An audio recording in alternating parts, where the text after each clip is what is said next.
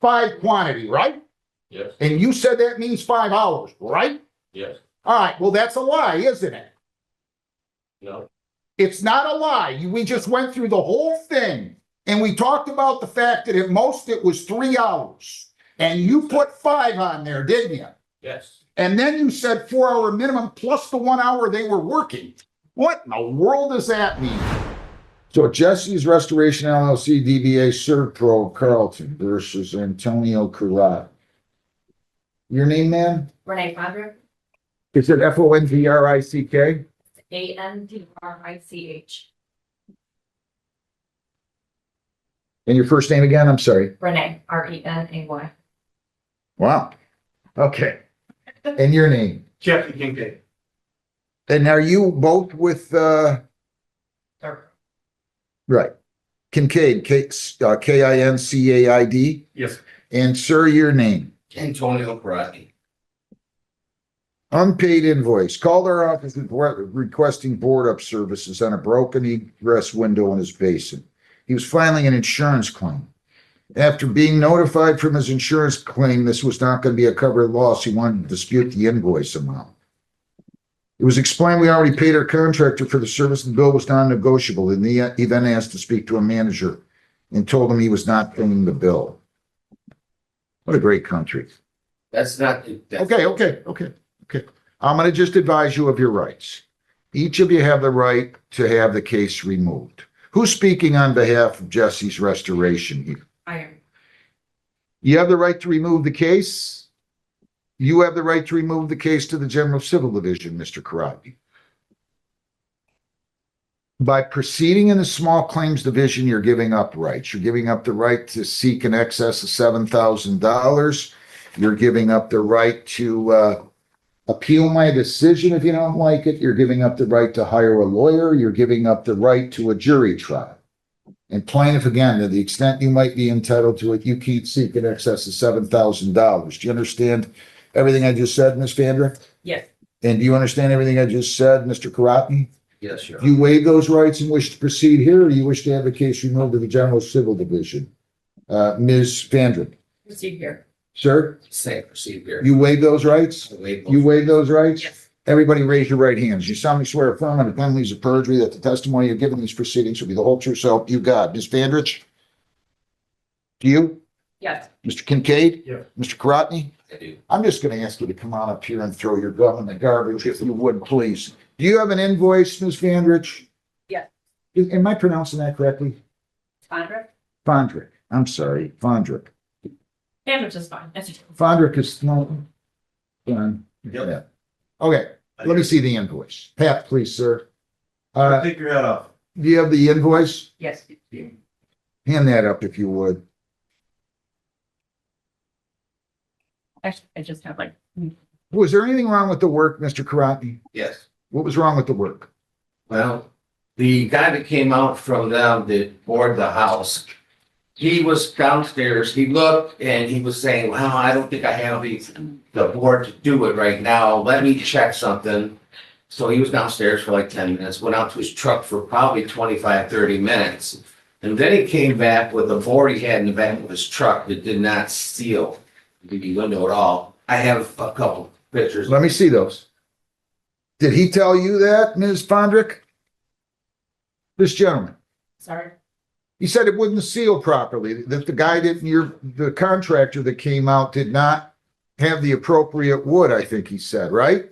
Yes, it was, must have been used in another, job and I think it's. I can do this real easy. You guys want me to come out and look at it?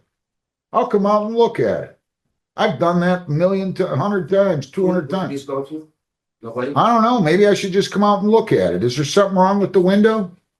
The window was shattered and No, I know, but after he did the work, with the contractor, did you ever hear from this gentleman that there was something wrong with the workmanship?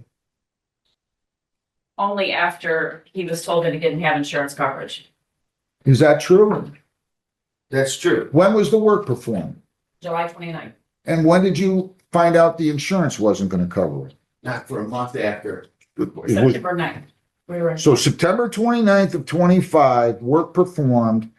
And then you didn't hear until September 9? I'm sorry, July 29th, the work was performed. Right. I'm sorry. July 29th, work performed. September what? 9th. He found out he didn't have insurance coverage. Is that true? That's true. When did you tell them? I'm sorry. When did you tell them that you weren't going to pay I the, think it was the second call that I tried. I want to know what date you told them roughly that you weren't going to pay the invoice because of the leakage? It was around September, beginning September. Before or after you found out there wasn't insurance covered? It was after. Okay, so let me ask you a question. I don't care if the insurance company's covering it or not. If it isn't done right, I'm gonna make sure that they come back and do it right, correct? It's too late now. Hang on. July 29th. If there was a problem, why didn't you tell them on July 29th or 30th or 31st? Not wait until after you found out that the insurance wasn't gonna cover the payment. Well, I had talked to him prior to that, told him that I wasn't happy. They also. You just, hang on, They also. hang on. Is that true? Did he call you after July 29th, but before September 9th and tell you that he wasn't satisfied with what was done? I don't have that in my notes. I do have, on August 12th, I had notified him that, because we hadn't heard anything since the 29th, as to whether or not insurance is going to cover it or not. So I called him on August 12th, left a message and told him that I was going to be sending him the invoice for the board up. Okay, And then for several weeks after that, we just kind of played phone tag where I would call and leave a message and then he would call back to the office. We just kept missing each other. And then on September 9th is when he informed us that we didn't have insurance. did you ever talk to him on the phone after the work that was performed on July the 29th, but before September 9th? I heard you say you were leaving messages. Yeah. Did he ever leave a message on any of those phone calls where he made the call after July 29th, but before September 9th and say, I'm not happy with the work, I'm not paying it, whether or not the insurance covers this or otherwise? No. Is that true? No, You left a message? yes, I did.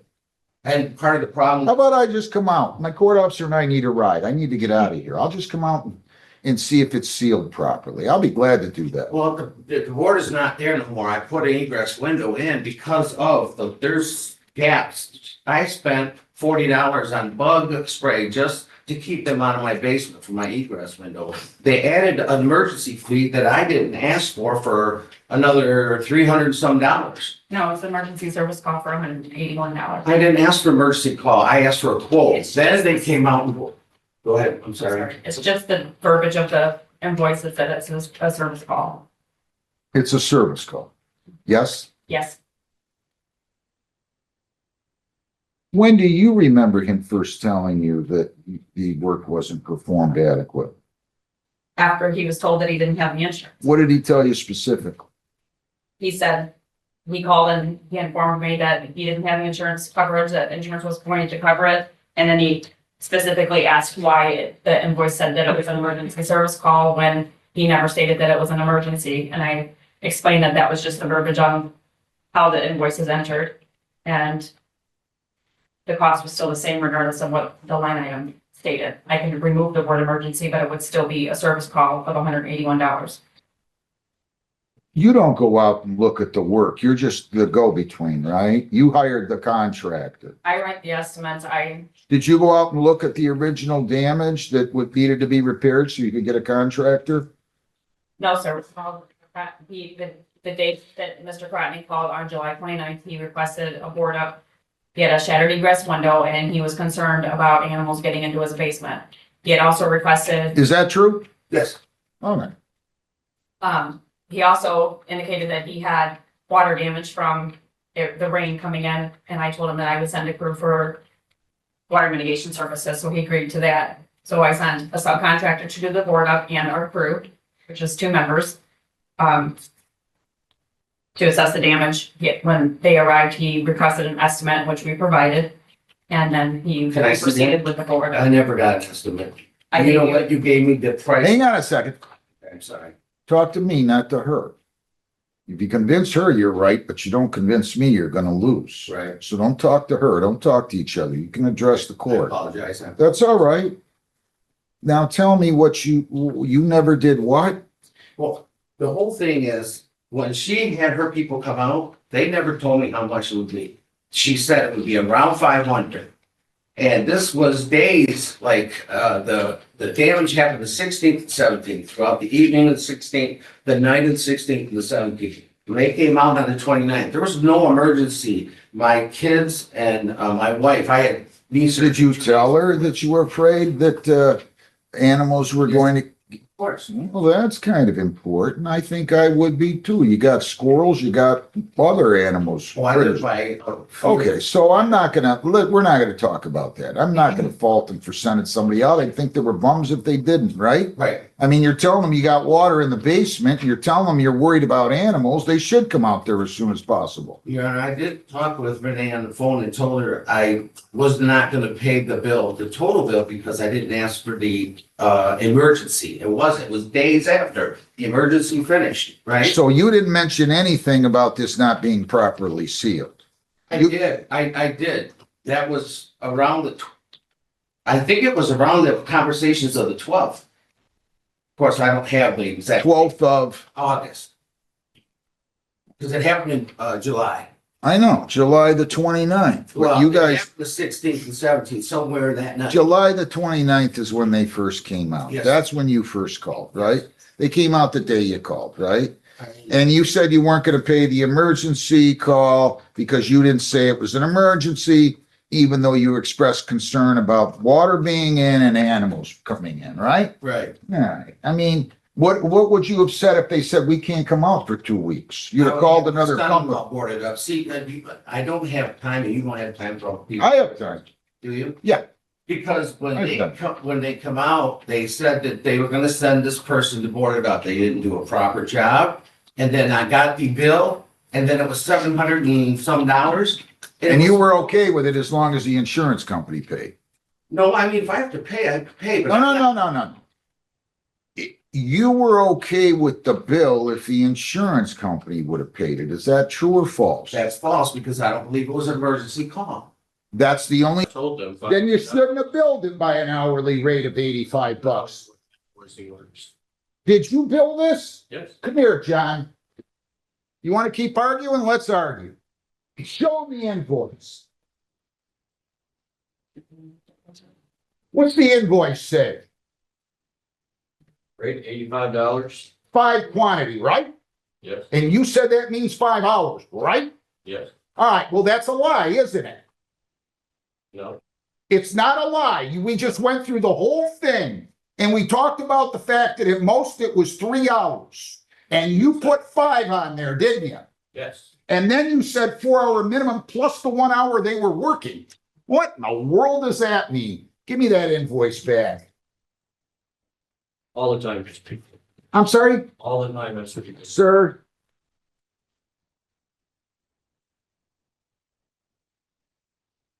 I don't know.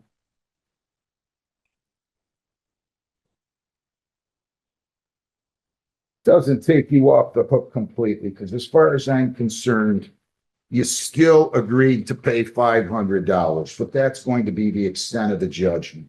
$500, you get your court costs, and we'll go from there. So, sir, can you pay that today? No, I can pay it next month. What day? It's third Wednesday of the month. I'm on Social Security. I'm retired.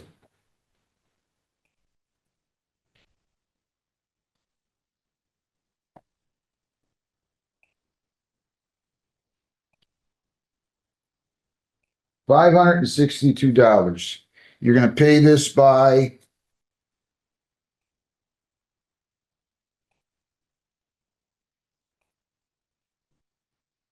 in full by February the 13th. You can do that, right? Yes, at the third Wednesday. I don't have a calendar. No, it's not the third Wednesday. The third Wednesday is the 18th. I'll make it the 19th. If you do that, that would be good. Okay? Jennifer, give a copy of the judgment to everybody. Yes, Judge. Keep everything else. I want to keep these papers. I think a little bit, you're the innocent party here over there, Mrs. Conrick and Mr. So-and-so. Good luck. Thank you. Here, I want to keep all of those. If anybody wants copies of what they took, take them, please. What started as a broken basement window turned into a masterclass in courtroom accountability. Jesse's Restoration LLC brought Antonio Coulad to small claims court over an unpaid invoice totaling over $750. But what unfolded on that stand revealed far more than a billing dispute. The contractor billed 5 hours of labor at $85 an hour. The problem? The homeowner was present the entire time and testified the worker was there for no more than an hour and a half. The company's own owner, called to testify on the spot, admitted the job would take roughly 1 to 2 hours, maybe 3 at the absolute most. Yet the invoice said 5. The judge didn't flinch. He called it exactly what it appeared to be: inflated billing, likely padded because the invoice was originally submitted to an insurance company. Add to that an undisclosed emergency service fee, a verbal estimate of around $500 that ballooned to over $750, and a defendant who admitted his primary objection changed depending on who was asking, and you have a case that unraveled from every angle. The ruling? $562. The judge honored the verbal agreement of approximately $500, tacked on court costs, and gave the defendant until February 19th to pay, accommodating his Social Security schedule. Clean. Fair. Decisive. This case is a reminder that in a courtroom, consistency is everything. Inflated invoices, vague estimates, and shifting stories don't survive cross-examination, and a sharp judge will find the truth every time.